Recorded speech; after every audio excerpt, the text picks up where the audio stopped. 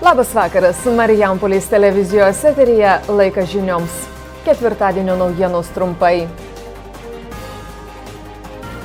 Nelaimių regiono keliuose sumažėjo, tačiau kelių eismo taisyklių pažeidimų nustatyta daugiau. Šiemet žiema palanki medienos ruošimo darbams, tačiau prekyba ją vangi.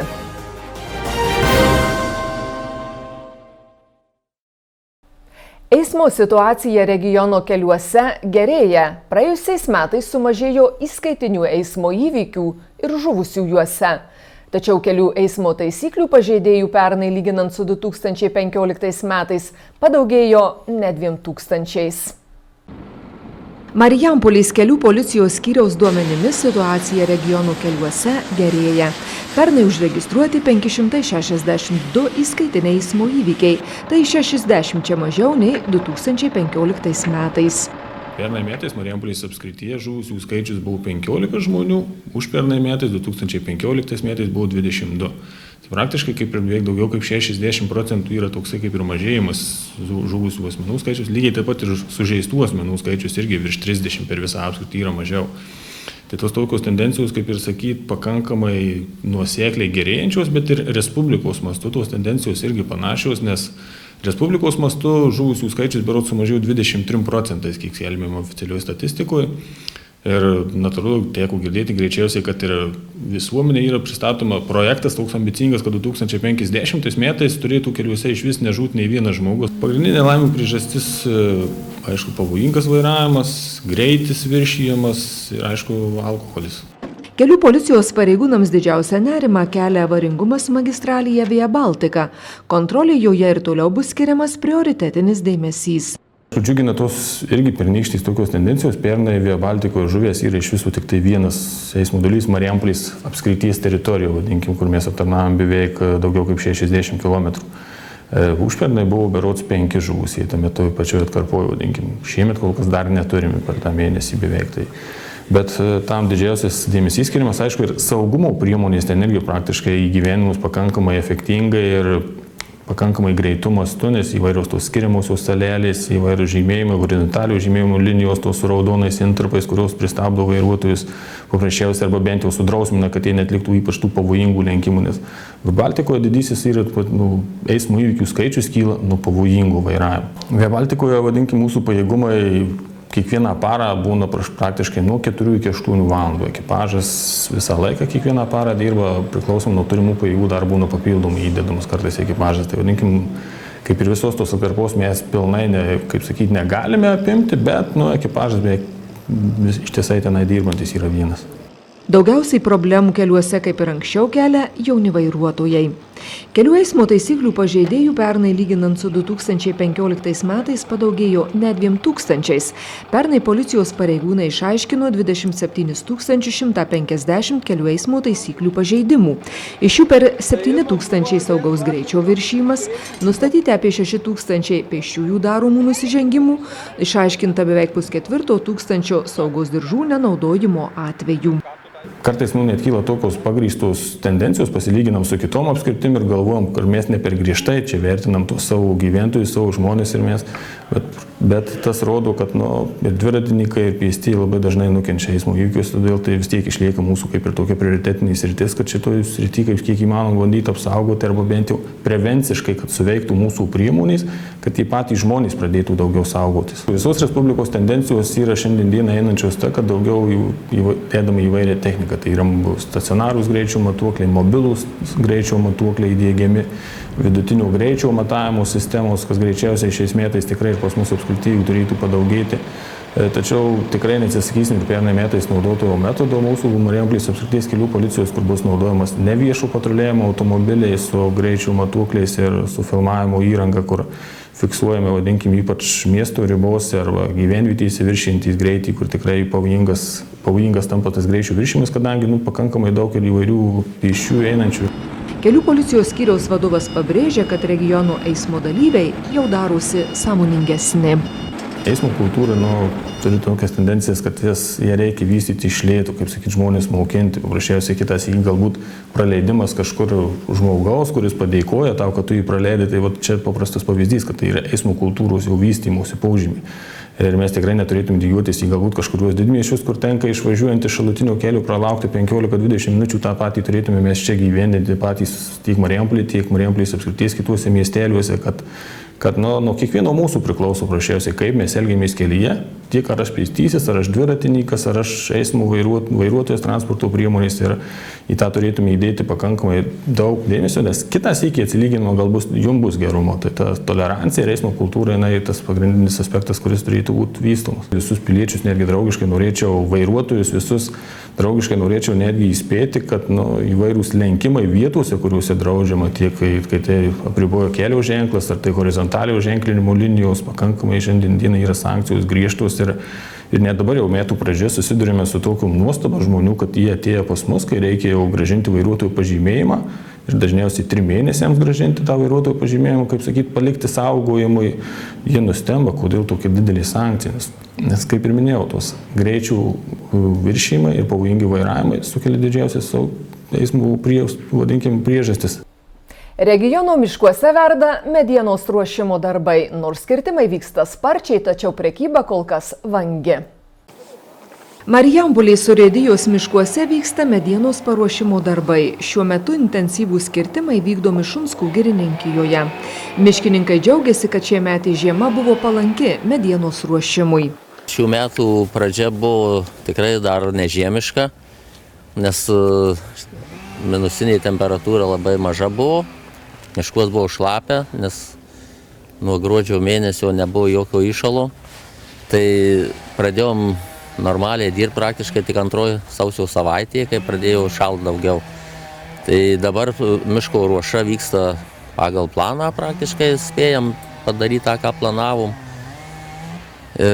Planuojam šiais metais iškirsti 90 000 kubų apvalios medienos ir paruošti 6700 miško kirtimo atliekų biokurui. Tai čia ir gyventojai gali pirkti atliekas iš kirtaviečių ir perka įmonės, kurios drožia pas mus miške, čipsus įveža į katiliną. Medienos gamybos planai panašūs kaip ir pernai. Nors kirtimo darbai vyksta sparčiai, tačiau prekyba kol kas vangi. Oro sąlygos tikrai yra palankios sausio mėnesį, nes keliai įšalę šiek tiek, nėra labai šlapia. Tai sunkiai galima sakyti. Mes planavom parduoti, aplamai per metus parduosim irgi 90 000 kubų. Per sausį turėtume parduoti 7,5 pagal planą, bet kol kas mes pardavę tik 4,5 ir jau liko tik kelios dienos, jau aišku, kad mes neparduosim, ką planavom. O toliau, ar žiema išsilaikys, vėl sunku prognozuoti, nes jau eilė metų rodo, kad ta žiema būna labai trumpa. Ko gero įtakoja tas, kad po naujų metų labai vangiai pradeda dirbti visi lentpjūvės ir vežėjai visi, nes, sakykime, iki pusės sausio tai aplamai pavieniai tik atvažiuodavo pasimti medienos. Dabar jau antroji pusė sausio biskį suaktyvėjo ir toliau jaučiam, kad vis aktyviau atvažiuoja. Matomai įsisiūbuos prekyba, bet bijom, kad jeigu pasibaigs žiema, pablogės keliai, prasidės kita problema. Jau jie galės ją pasimti, bet neis davažiuoti. Arba, davažiuoti tai gal davažiuos, bet suprantat, išgadina kelius. Ir paskui nepatenkinti visi gyventojai, seniūnijos, nes gyventojai kreipiasi į seniūnus, visiems problema pasidaro. Miškų urėdijos atstovų teigimu paklausi įvairių rūšių mediena. Kai rąstai perkami, ir plokščių mediena, ir popieraščiai, kol kas nėra taip, kad kažko tai nepirktų. Pas mus, jeigu kaip malkiniai, tai skroblas, uosis dar, o padariniai, tai sakau, visos medžių rūšys tinka. Prekybai viską perka, tik tai reikia aktyvumo. Praėjusių metų pabaigoje įsigaliojo nauja tvarka, apribojusi malkų paruošą patiems gyventojams. Pagal ją žmonės negali savarankiškai pasiruošti malkų, ta funkcija perduota miškų urėdijoms. Mums generaliniai nustatė, yra toks aprašas nenukirsto miško pardavimo ir viskas. Ir ten numatyta, jeigu skaitosi miško, toj teritorijoje numatytos kažkokios miškotvarkos ūkiniais priemonės, tai praktiškai mes turim patys viską ten padaryti. Visiem gyventojam siūlau rinktis kirtimo atliekas iš iškirstų kirtaviečių. Tai čia ir iš plynų biržių, ir iš tarpinio naudojimo.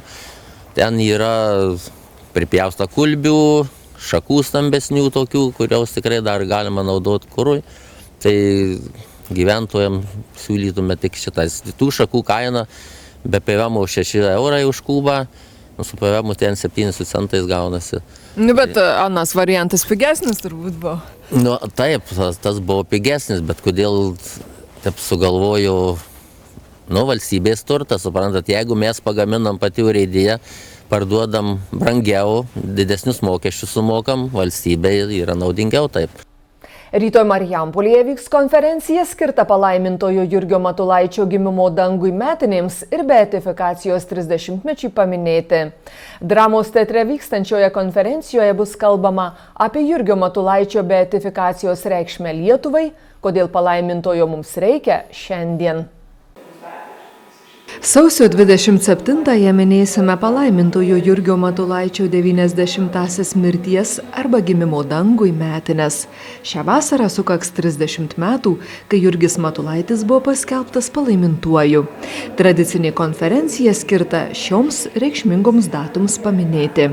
Organizatorių teigimu, beatifikacija turėjo didelę reikšmę lietuvių tautinės savimonės žadinimui.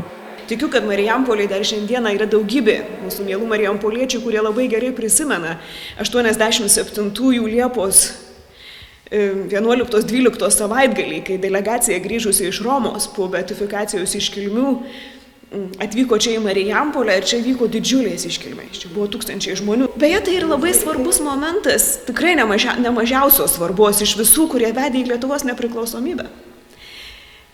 Jeigu paklaustume liudininkų, kurie tuomet dalyvavo iškilmėse, tikrai išgirstume patvirtinimą to, ką dabar pasakysiu, kad tą Liepos 12-ąją, 87-aisiais, dar net neprasidėjus sąjūdžio gyvavimui, pirmiesiams sąjūdžio mitingams, čia nuskambėjo tautiniai giesmiai ir iškilo trispalvė. Už Šventoriaus ribų beje ir vis dėlto taip buvo ir nieks nenukentėjo. Čia muziejui neretai išgirstu žmonės liudininkus to įvykio sakant, dalinantis savo mintimi, kad labai gali būti, kad tėvo Jurgio paskelbimas palaimintuoju buvo vienas iš judinančių veiksnių nepriklausomybės judėjimui prasidėti, nes pakėlė žmonių orumą, mūsų lietuvišką savimonę.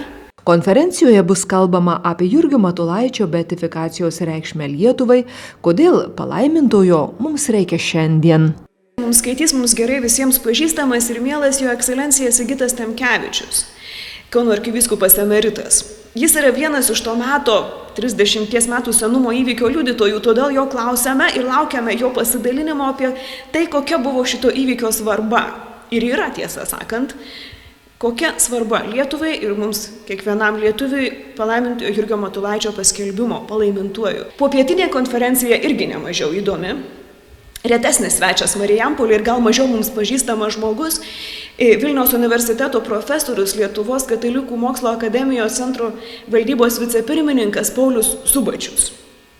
Tačiau visi pažįstantys palaimintąjį Jurgį jį irgi pažįsta, nes jis yra žmogus parengęs spaudai palaimintojo Jurgio Matulaičio dienoraštį užrašus, o visai ką tik į gyvenimą išleido dar vieną knygą, tėvo Jurgio ir jo geriausio draugo kunigo Pranciškaus Būčio susirašinėjimus, laiškus.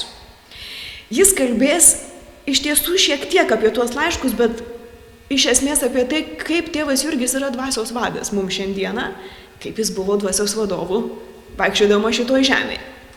Tai iš tikrųjų vėl apie tą patį, kam mums to palaimintojo Jurgio iš tiesų reikia.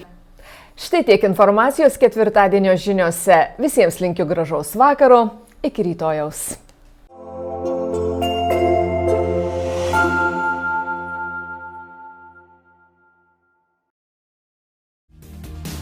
Dėmesio! Marijampolėje duris atvėrė nauja žvejybos prekių parduotuvė. Atidarymo proga daugeliui prekių taikomos nuolaidos iki 30%. Parduotuvę galite rasti adresu Kauno gatvė 60A Marijampolėje. Marijampolės profesinio rengimo centras kviečia į kokybiškus įvairių kategorijų vairavimo kursus. Taikomos nuolaidos.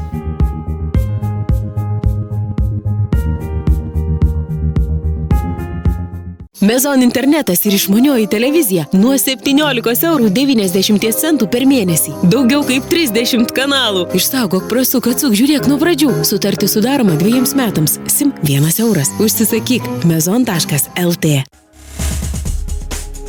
Informacija apie orus Marijampolėje. Ši naktis bus apsiniaukusi, nedidelis lietus. Vėjas šiaurės vakarų krypties 4 metrų per sekundę. Nakties temperatūra apie 0. Rytoj diena bus apsiniaukusi, kritulių nenumatoma. Už šiaurės vakarų vėjas, jo greitis 3 metrai per sekundę. Dienos temperatūra 2 laipsniai šilumos.